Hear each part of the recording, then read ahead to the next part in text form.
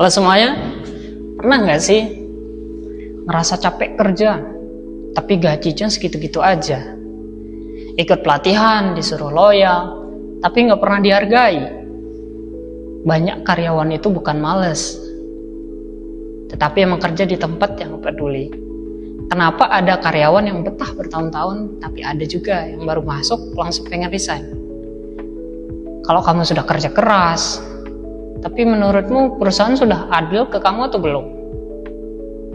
Masalah karyawan itu bukan cuma gaji kecil tahu, tapi cara manusia itu diperlakukan.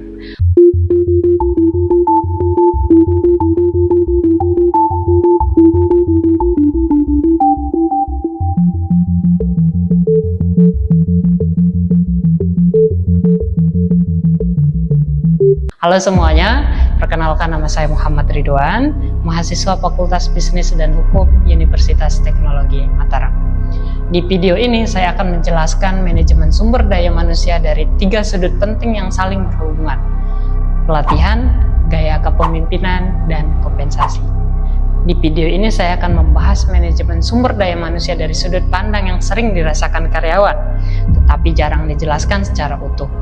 Ada 3 hal utama yang menentukan apakah karyawan akan berkembang, loyal, dan bahkan betah bekerja.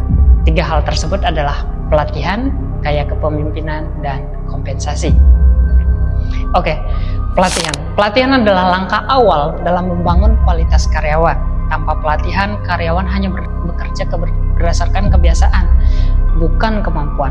Contoh, hotel yang menerima banyak tamu dari luar negeri tidak cukup hanya mengandalkan keramahan, tetapi juga membutuhkan kemampuan komunikasi, terutama bahasa Inggris. Karena itu, perusahaan memberikan pelatihan bahasa Inggris kepada karyawan operasional seperti front office, housekeeping, dan waiter. Tujuannya bukan hanya agar karyawan bisa menjadi ahli bahasa, enggak itu, tetapi agar percaya diri berbicara, memahami kebutuhan tamu, dan menghindari kesalahan komunikasi. Metode yang digunakan salah satunya on the job training, pelatihan langsung di tempat kerja sehingga karyawan tidak belajar teori, tetapi langsung praktik melayani tamu.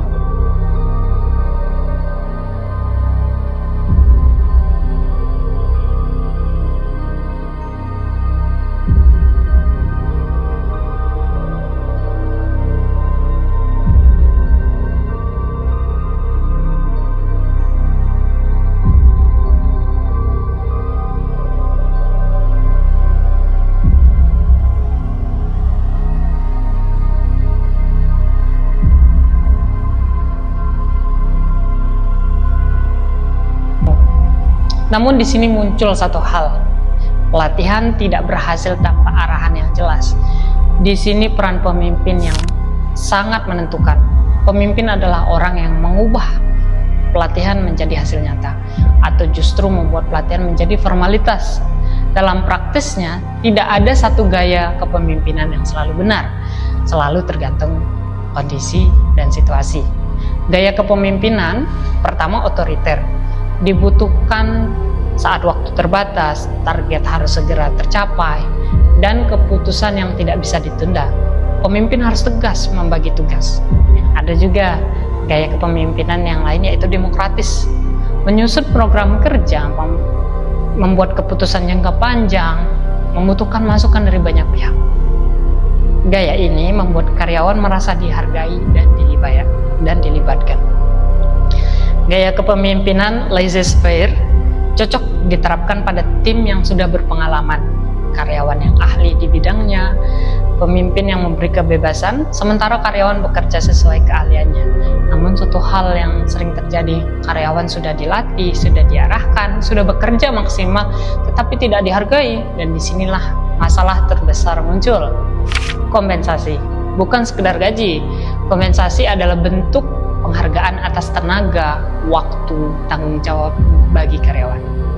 Kompensasi yang layak akan pertama meningkatkan motivasi kerja, tentu menumbuhkan loyalitas dan membuat karyawan bertahan di perusahaan. Karyawan yang merasa kebutuhannya terpenuhi akan bekerja dengan tanggung jawab, disiplin, dan rasa memiliki terhadap perusahaan. Bagi perusahaan, kompensasi memiliki fungsi penting untuk pertama menarik karyawan yang berkualitas, mempertahankan karyawan lama, serta mengurangi tingkat turnover.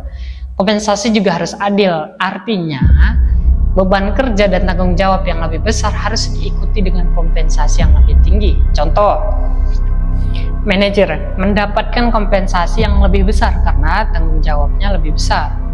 Sales mendapatkan bonus karena peningkatan pendapatan perusahaan. Jika kompensasi tidak adil, maka pelatihan dan kepemimpinan akan kehilangan maknanya. Pelatihan, kepemimpinan, dan kompensasi tidak bisa berdiri sendiri.